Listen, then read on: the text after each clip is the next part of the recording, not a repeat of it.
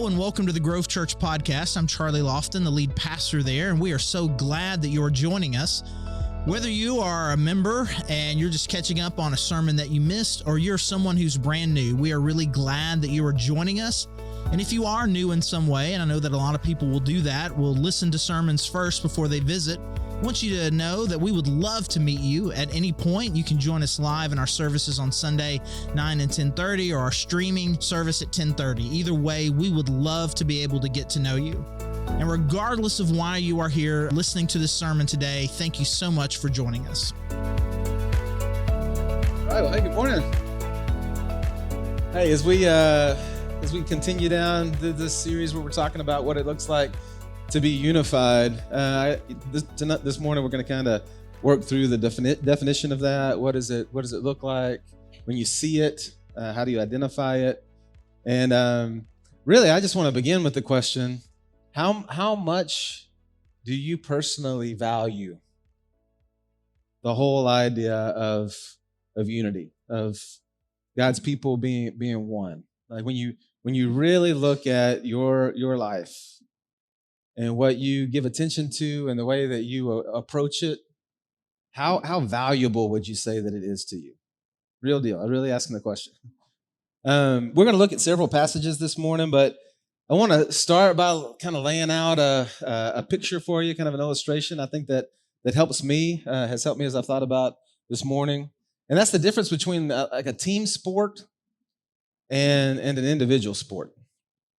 Are you approaching life like you're in an individual sport, or that you are on a team?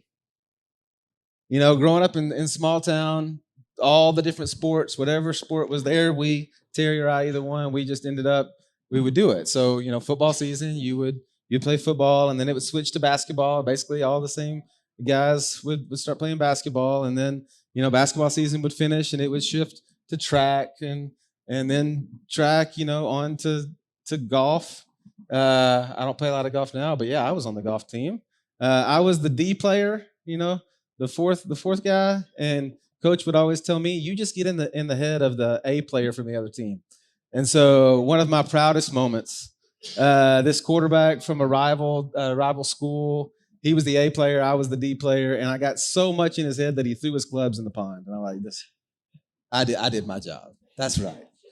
Now the A player can do what he needs to do. But, you know, when you start to play these individual sports, you might be tempted to look at it really differently. Like even like in track, you do your event, and there's a lot of focus on being the best that you can be at that event that you do. But sometimes you don't think that much about that score that's being calculated when you put all of your teammates together and you add up all the scores, that there is a winner of the meet, of the swim meet, of those sorts of things. Like ultimately, it does matter whether the team wins or loses, but you would be tempted to just kind of look at how you do, what your performance looks like. I noticed that, you know, like football in high school, we're just a few coaches. There's no way they could really watch what each person, every guy on the field was doing. But when you got to college, there was a linebacker coach, and there was a score on the scoreboard at the end of the game on Saturdays. But then also when we watched film on Sundays, I was graded for every step I took. If my first step was with the wrong foot, if it wasn't quick enough, every block that came at me, how I took it on. And so there were lots of times that the game we would win, but I would lose, you know. And Sunday was not a fun day when the grades came out. Or that we would lose, but I had a really good game personally, and I would get on the bus on the way back from a away game feeling really good, even though we lost the game. And I started to catch myself like, why I'm so hyper-focused on what I do that sometimes I don't even realize that we're a part of a team event. When we moved up to Northwest Arkansas, our boys were starting to get involved in athletics, and pretty quickly we discovered this sport of wrestling, which all four of our kids are wrestlers. And it is like this. It's a team sport in that, you know, you go to an event and everybody is wrestling their weight classes, but there is a score that's being tallied. But man, it really does feel like it's just you. It's just your kid. And people are tempted, and it often happens that like when they finish their competition, then they just leave and go home, even though the team is still competing. Terry and I have a big problem with this. We are team sport people. We're like, we're gonna hang around, we're gonna cheer for everybody else, even though we're done and would love to go home and are ready to get out of this gym. We still want to, hey, we got to cheer for our teammates because this is a team thing. But it feels like we're constantly having to remind everybody that we're on a team. And then they don't do this with youth, but when they got to high school, there's two different state championships. There's the normal one, like everybody competes just like that. It's like a tournament, and then there's a winner. But then there's also dual state.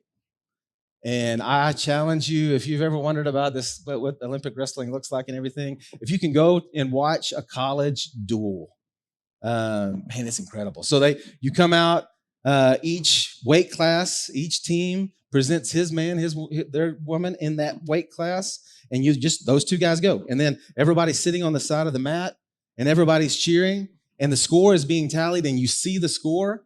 And so a lot of times it'll get down to the very last, which usually the heavyweight will come out, and it'll be like this battle, this brawl, this sumo wrestle over, sometimes the score's within reach.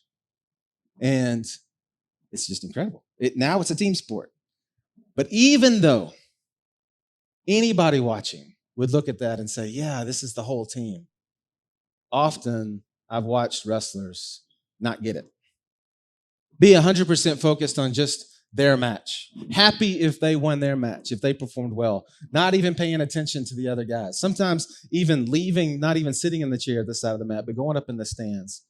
Not even paying attention. Leaving the arena. Missing that this is a team event. As you think about your life, are you an individual just fighting against the world and against all the things that you've got going on, your relationship with Jesus, you and him, just trying to go at life?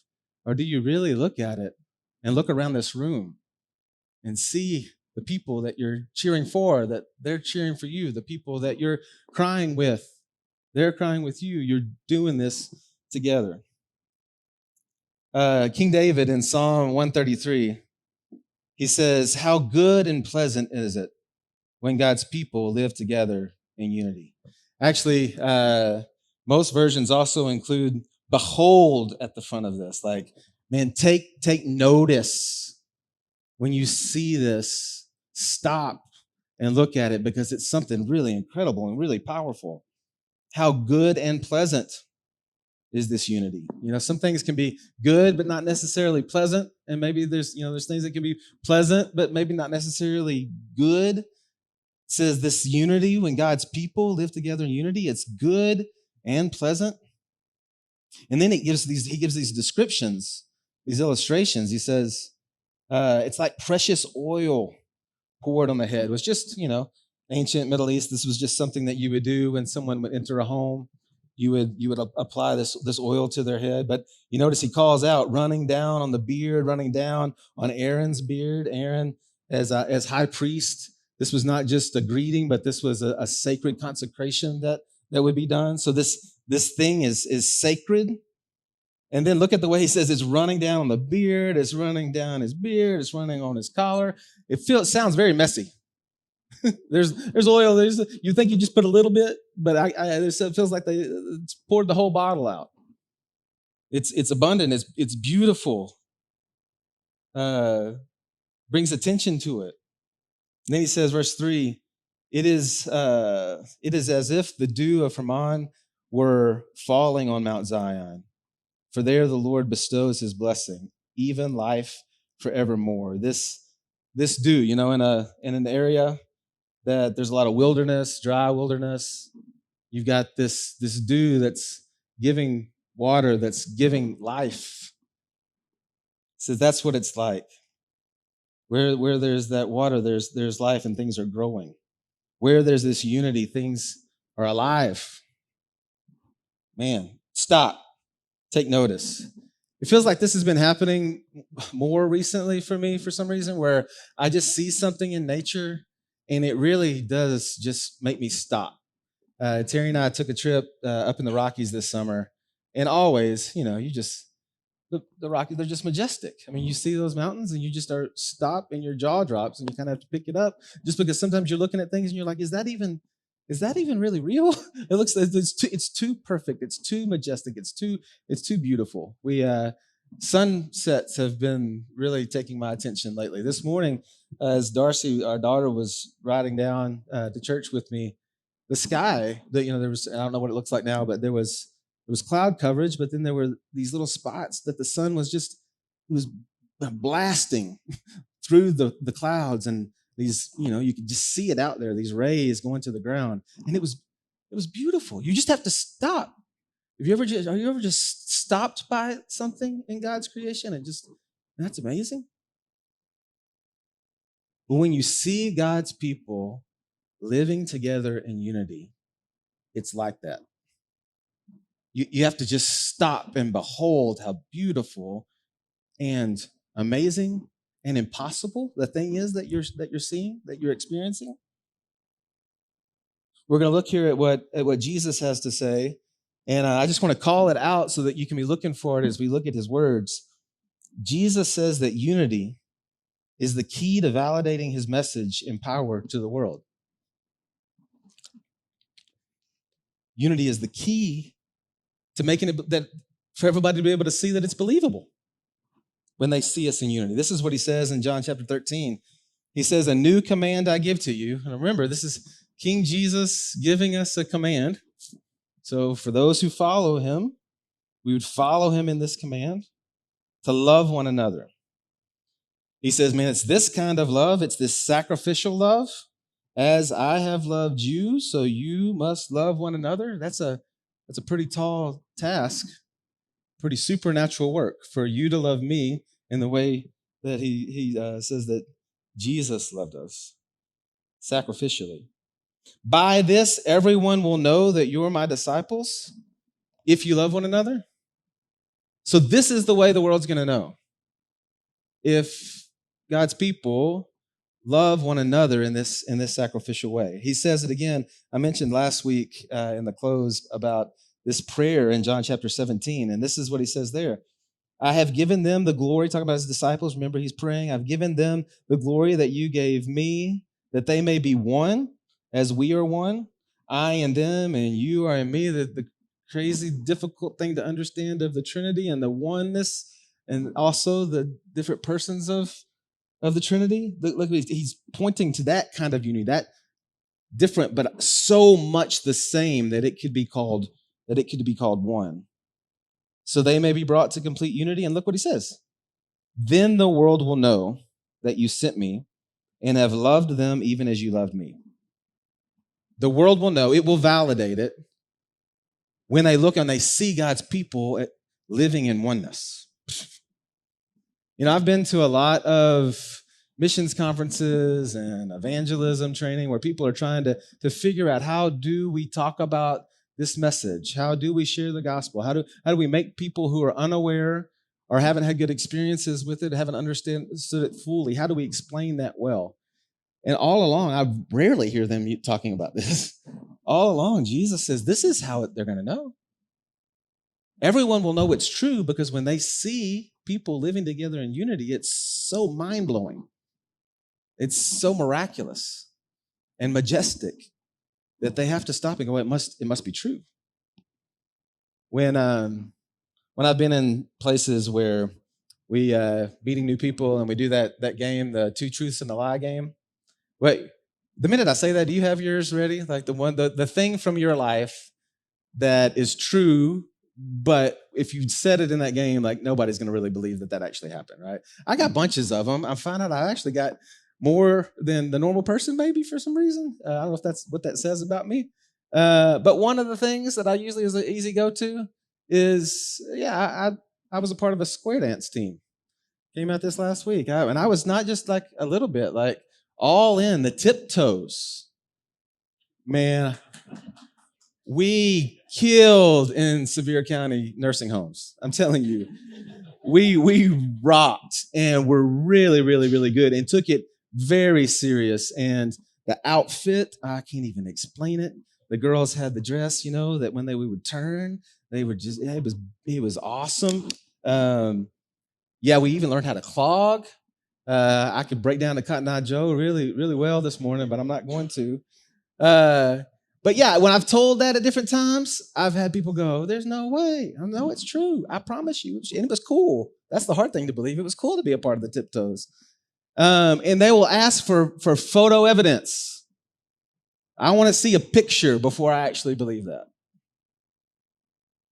Y'all, the picture that validates that our King Jesus is who he said he was, that eternal life and a relationship with God is possible because of his death and resurrection. I had a friend not long ago, we were just talking about this, and she said, you know what you believe is crazy, right?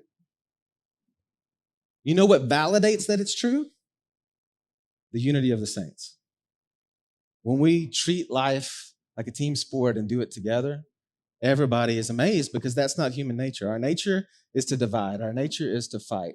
Our nature is to go our own way. So it's miraculous.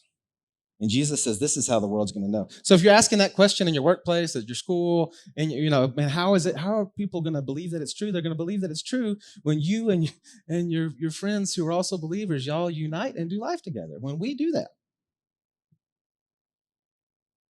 And the next thing I want us to see is this radical perspective on relationships originates from a proper view of our salvation. It really goes back to the way that we view our relationship with God.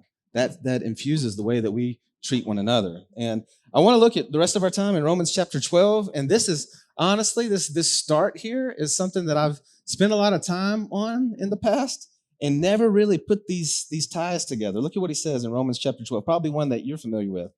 It starts out with therefore, which if you're doing good Bible study, just always be looking for when there's a therefore, you're going to look back before that. You can't just start there. You kind of have to figure out what was happening before that. And this is a huge therefore because it's really pulling together 11 chapters of Romans. And what happens in those first 11 chapters of Romans? Everybody ever heard of that? What they'll call sometimes the Roman road. It's the verses that are most clearly explaining the gospel to us, explaining how we sinned against a holy God, how we're separated from him.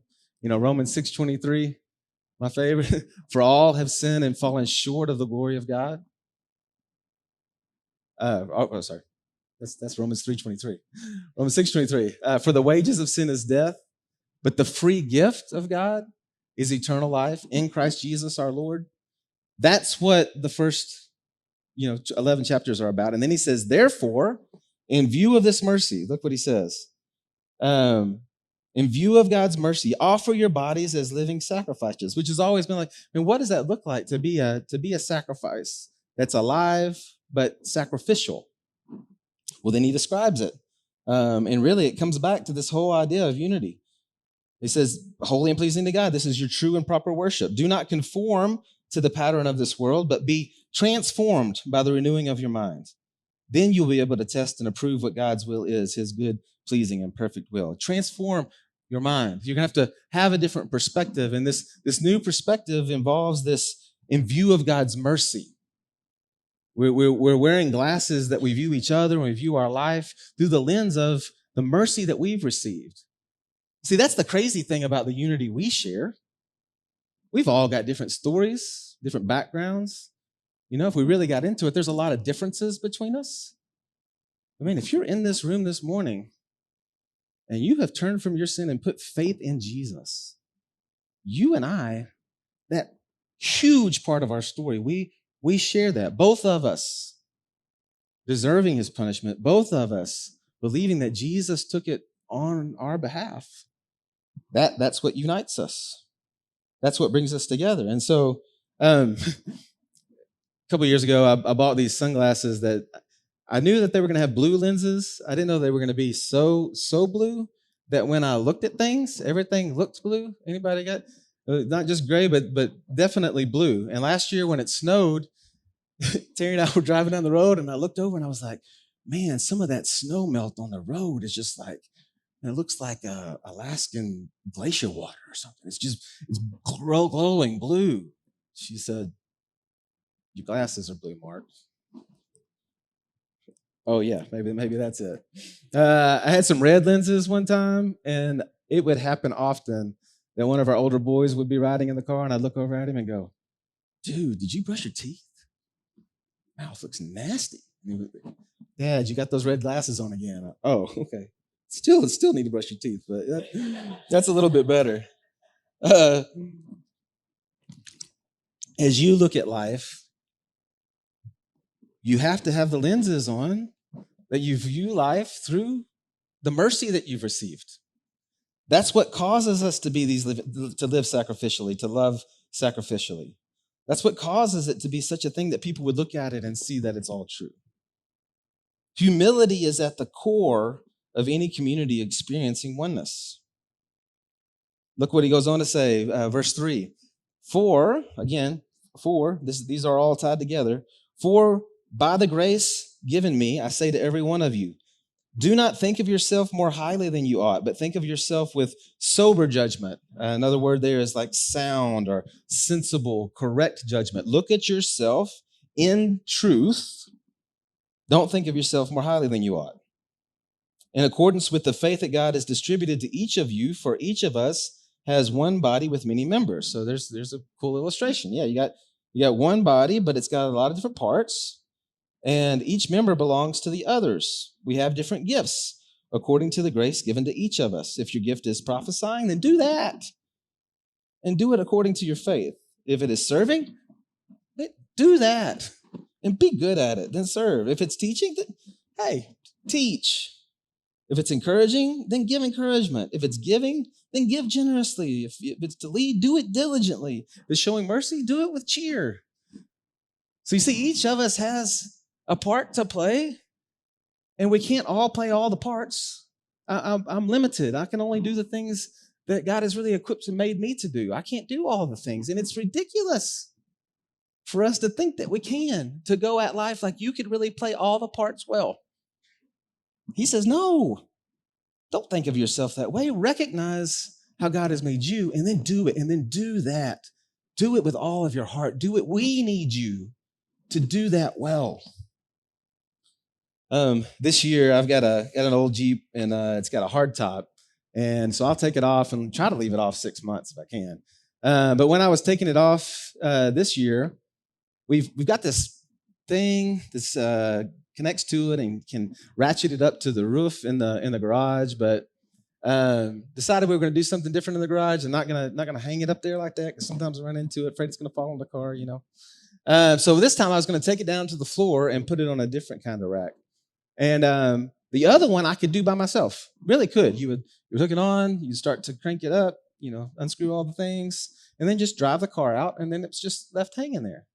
For some reason, I thought that doing it this way was a one-man job. Now think about that. How am I going to pick up the top? It's not crazy heavy, but it's kind of awkward. And it is heavy. How am I going to pick that up, for one, and then drive the car out, for two?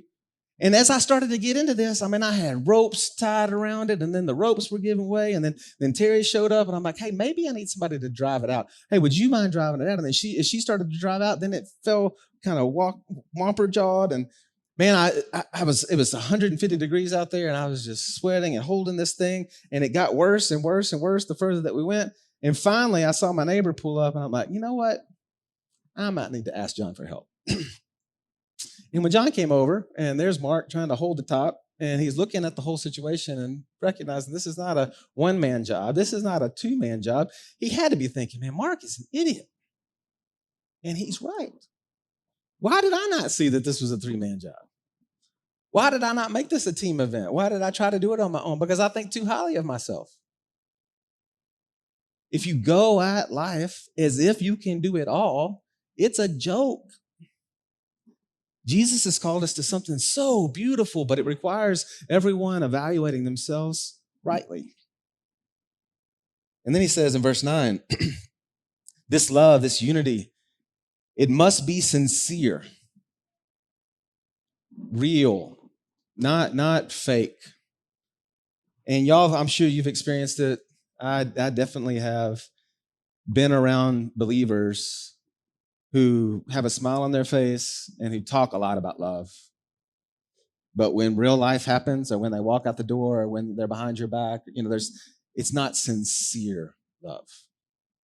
He calls it like hate what is evil, cling to what is good. I mean, black and white, clear, sincere love. As he describes it more, be devoted to one another. This word devotion, man, devotion's a word we use for our, the way that we follow God, that we're devoted to him. And he's saying we give that kind of devotion to one another. Bring special attention to it. Give our time and energy to it, to loving one another. Honor one another above yourselves. That means I'm looking for your name, I'm to exalt you, I'm looking for good on your behalf and not myself, above yourselves. Never be lacking in zeal, but keep your spiritual fervor serving the Lord. Be joyful in hope, patient in affliction, faithful in prayer. Share with the Lord's people who are in need. Be generous. Practice hospitality, the safe spaces that you have and the things that you have. Share them. Bless those who persecute you. Bless and don't curse. Rejoice with those who rejoice. Mourn with those who mourn. Y'all, I think this is one of the huge ones, because it really is. You start to see this unity happen when something good happens for somebody else, and our first reaction to honestly get a little jealous. Why didn't that good thing happen to me? That's our nature. That's what we naturally kind of trend towards. He says, rejoice with them. Rejoice for them even more than you would rejoice if that thing had happened to you. I mean, get in the middle of the rejoicing, I don't think we celebrate for one another when things go well. But then at the same time, he says, mourning. Man, if things didn't go well, if something happened, if they experienced some tragedy, you don't just say sorry and walk away and not carry the weight of it. You mourn along with them. It hurts you to some degree because we're doing this together. And then he uses this word harmony. Live in harmony with one another, which I think that's the most beautiful word when we're talking about this. What does it look like? And it's perfect. I didn't know we were going to do coffee shop morning up here, but in it, it's beautiful when it works, right? When two voices or more start to come together. And I've seen it done really poorly. In fact, the worst example I have of it, we were at this one church, and they're maybe the best vocalist I've ever been around. We're at this place. And two of them would be on the stage, and both of them were trying to outdo the other. They were trying to show off how good their voice was. And so because of it, it sounded horrible. If you'd have just taken one, it'd been fine, or the other. But when they did that together and they were just constantly warring over one another, it's like, this isn't beautiful. Because what has to happen in harmony is somebody has to pull back at certain times. They have to find that place where it meets up and they're doing something together. Here in a few days, Boys to Men coming to the AMP out here. That's what I'm talking about. You want to talk about some harmony. You just need to go to the AMP that night and listen to those guys, because that's what makes their music so powerful. You put those voices together and it creates this new thing that's just absolutely amazing and beautiful. Harmony. That's what we're supposed to be doing in this team sport that is life. Living in harmony with one another. Don't be proud, but be willing to associate with people of low position. Don't be conceited. Do you see? Humility is at the core of this. Don't be conceited. Don't think of yourself more highly. Everything is like looking at ourselves rightly. And then the last part, Romans 17 to 21. Do not repay anyone evil for evil. Be careful to do what is right in the eyes of everyone. If it is possible, as far as it depends on you, be at peace with everybody. I love it that he calls out, as far as it depends on you, because that's what is possible. That's what you have control over. As far as it depends on you, you lead with peace. You pursue peace. You can't. The impossible part is you can't control what the other person does or how they respond. But as far as it depends on you, pursue peace. And I don't know, your makeup or the way that as you go at life, I just catch that I am one that's really quick to have my fist up, very slow to trust, very easy to get my feelings kind of hurt and feel like I need to have justice.